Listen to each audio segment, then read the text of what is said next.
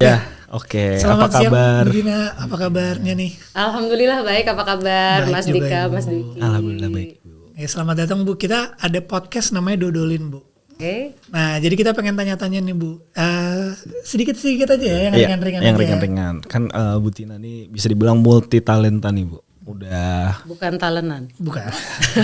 Buat ini. Udah jadi presenter. Betul. Udah jadi dokter gigi. Pernah. Pernah. Bahkan sekarang mungkin udah dari 5 tahun ke belakang udah gabung sama pemerintahan gitu ya, Bu Tina. Kita mau nanya sih sebenarnya apa yang mendorong Bu Talina dari presenter habis itu mungkin ke dunia kesehatan dokter gigi sampai bahkan masuk ke pemerintahan gitu. Sebenarnya motivasi Ibu Tina dalam berkarir tuh sebenarnya gimana sih, Bu? Mungkin boleh di-share ke teman-teman semua. Makasih Mas Dika, Mas Dwiki. Nah kalau ditanya soal motivasi, saya menyadari yang paling penting itu adalah keinginan kita untuk berkontribusi. Jadi saya suka mengibaratkan gitu kan, misalnya anak-anak muda sekarang selalu pengen sesuai passion. Itu bagus, tapi menurut saya passion itu pada ujungnya harus ada kontribusi.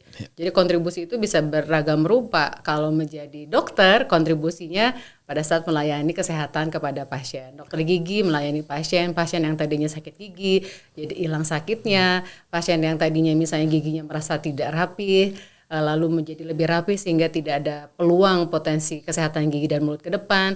Jadi jurnalis juga punya kontribusi memberikan informasi yang kredibel kepada publik, mencerdaskan dengan informasi yang dikemas juga dengan menghibur.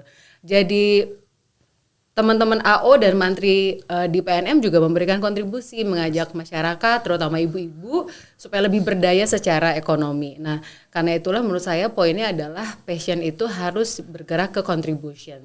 Jadi kalau bagi saya pada saat saya bergabung dengan pemerintah itu juga dasarnya.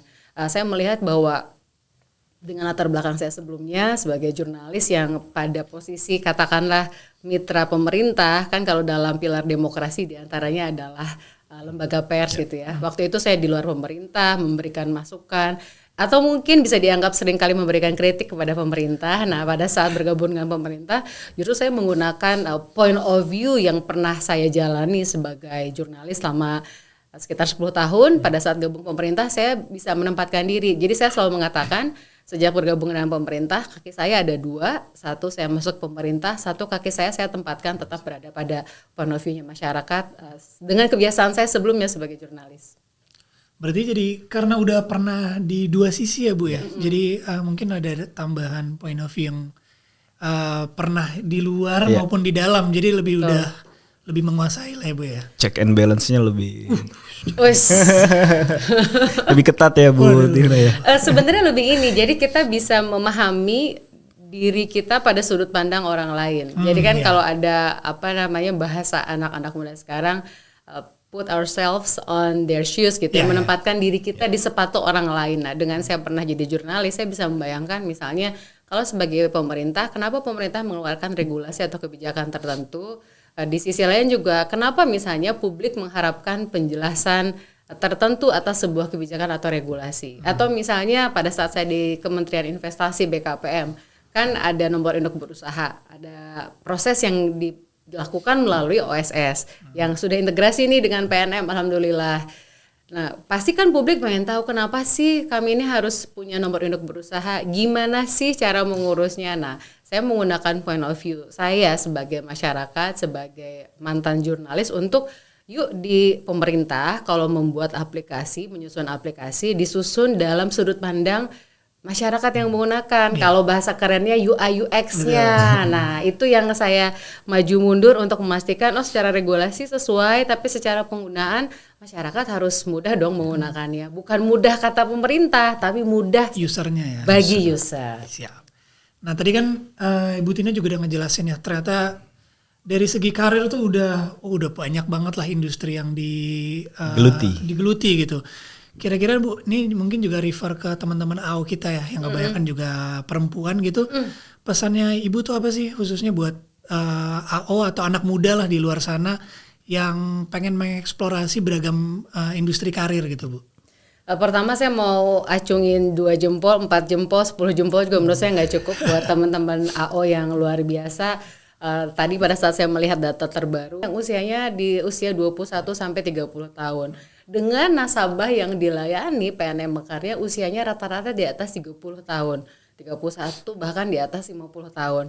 Nah, dengan range usia yang beragam ini saya sangat-sangat salut dan berterima kasih kepada teman-teman AO yang teman-teman adalah pejuang sebenarnya di lapangan yang ketemu dengan ibu-ibu, meyakinkan ibu-ibu yang awalnya mungkin nggak kepikiran untuk mengakses keuangan formal lewat Mekar jadi kebayang. Usahanya misalnya awalnya cuman seadanya tapi jadi dikuatkan dengan ada kelompok yang dibantu sama teman-teman AO. Saya pernah loh datang ke salah satu PKM, tapi udah lama 5 tahun lalu, makanya saya sedang menagih PNM untuk ngajak saya lagi. Harus PKM lagi nih. Nantikan. Beneran, saya pengen datang lagi ke PKM karena menurut saya tuh AO luar biasa. Mudah-mudahan nggak ada yang berubah ya, karena 5 tahun lalu waktu saya datang itu baca Pancasila bareng sama-sama, doa bareng. Jadi saya ngelihatnya, oh ini luar biasa nih PKM ini nggak sekadar soal pembiayaan, tapi bagaimana meningkatkan soal religiusitas, meningkatkan juga soal nasionalisme, termasuk juga gotong royong. Ada rasa malu kan kalau nggak bayar, dan itu membuat kelompoknya menjadi, katakanlah namanya bisa agak terganggu nih reputasinya kalau ada salah satu anggota yang nggak rapi. Jadi itu adalah sekali lagi saya salut kepada teman-teman AO, dan dari sisi latar belakang pendidikan sebagian besar SMA yang S1 juga sekarang udah hampir 10.000. Jadi saya mendorong teman-teman, men-challenge teman-teman yang usianya relatif muda ini untuk menggali potensi diri. Karena saya yakin manusia itu diberkahi oleh Tuhan, oleh Allah Subhanahu wa taala itu lebih dari satu potensi. Dan itu pilihannya ada pada kita. Allah tuh maha baik, kita nggak pernah dikasih satu potensi, saya percaya itu. Allah tuh kasih kita lebih dari satu potensi dalam diri kita. Nah, pilihannya adalah kita mau membiarkan potensi yang diberikan kepada kita itu untuk tetap terbenam, atau kita pilih menggali. Karena saya percaya orang yang punya bakat sama orang yang kerja keras itu akan menang orang yang kerja keras. Jadi orang yang punya bakat, kalau dia bertemu dengan orang yang bekerja keras, dia pasti kalah dengan orang yang bekerja keras meskipun bakatnya lebih tinggi. Jadi tolong teman-teman yang muda-muda ini, katakanlah sekarang suka banyak yang bilang, oh si A, si B privilege, pakai mendang-mending. Silahkan dalam tahap awal mencerna itu, tapi menurut saya filter itu, karena kalau kita telaah setiap orang tuh pasti punya privilege dengan tidak kita sadari. Beda-beda, misalnya privilege saya bukan karena latar belakang ekonomi keluarga, tapi privilege saya adalah saya lahir di kota Bandung. Menurut saya dengan lahir di kota Bandung adalah privilege dibandingkan dengan teman-teman yang misalnya lahir di tempat yang lain, karena di Bandung itu ekosistemnya memang mendorong kita untuk saling maju. Yang kedua, privilege saya adalah saya bukan generasi pertama S1, karena bapak saya adalah generasi pertama S1 di keluarganya. Nah, jadi silahkan temukan privilege di masing-masing. Jadi jangan adu nasib yang jelek kira-kira gitu. Oh kalau dia sih enak bisa begini karena A, oh si B enak karena ada faktor X gitu. Setiap kita tuh pasti akan punya faktor X untuk meraih kesuksesan versi kita sendiri. Jadi kalau sekali lagi pilihannya antara bakat kerja keras, saya selalu percaya soal kerja keras, dan itu pilihannya ada pada kita. Kalau misalnya balik ke saya misalnya, Bu Tina sekarang katakanlah bisa public speaking. Jangan lihat saya yang sekarang, tapi lihatlah saya yang waktu SD yang sangat pemalu. Lihatlah saya yang kelas 4 SD kalau diminta maju ke depan sama guru, udah latihan di rumah berminggu-minggu, di depan kelas saya nangis. Gitu. Jadi saya percaya pada proses. Makanya kalau setiap melihat orang sukses, jangan lihat suksesnya, tapi pelajarilah proses orang tersebut buat menjadi sukses. Saya ngelihat selama ini nggak ada satupun orang sukses yang nggak berproses. Jadi saya kalau ngelihat orang sukses lebih tertarik memperhatikan prosesnya. Dia mengalami garam, asam, pahit apa aja selama menuju proses suksesnya. Jadi kalau hari ini teman-teman udah AO ini udah luar biasa, gabung sama PNM 2-3 tahun, udah ngerasa oke banget, good, kita harus sayang sama diri kita. Salah satu sayang pada diri kita sendiri, kalau sekarang bilang kan self love gitu ya. Self love itu bukan dikit-dikit healing gitu ya. Self love itu menghargai apa yang kita lakukan dengan segala kekurangan, kesalahan kita, termasuk prestasi kita. Dan juga salah satu self love menurut saya adalah investasi pada diri sendiri.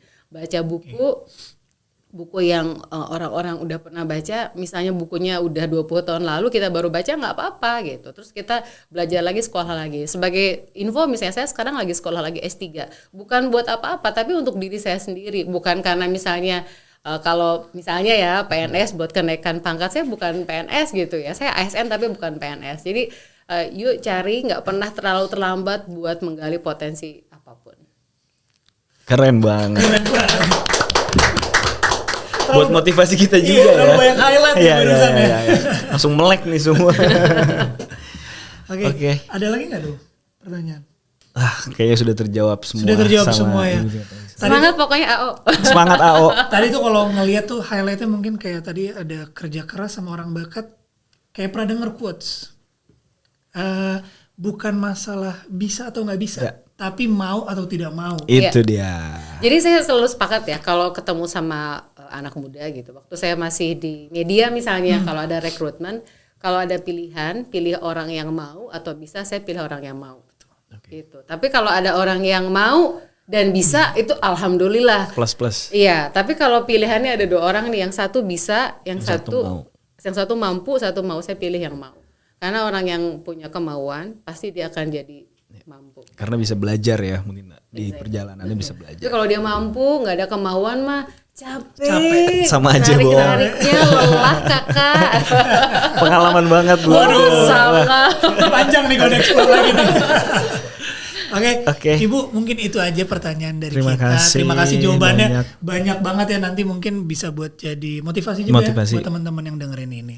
Terima kasih sekali lagi Ibu. Makasih Terima Mas Dika, kasih. Mas Dwiki. Salam buat teman-teman AO. Siap, disalamkan Ibu. Terima kasih. Terima kasih. Oke, jangan lupa buat teman-teman yang nonton boleh like video ini, boleh komen, boleh subscribe. Biar bisa lihat lagi nanti siapa sih tamu-tamu yang akan hadir di podcast Dodolin ini. Ya. Oke, terima kasih.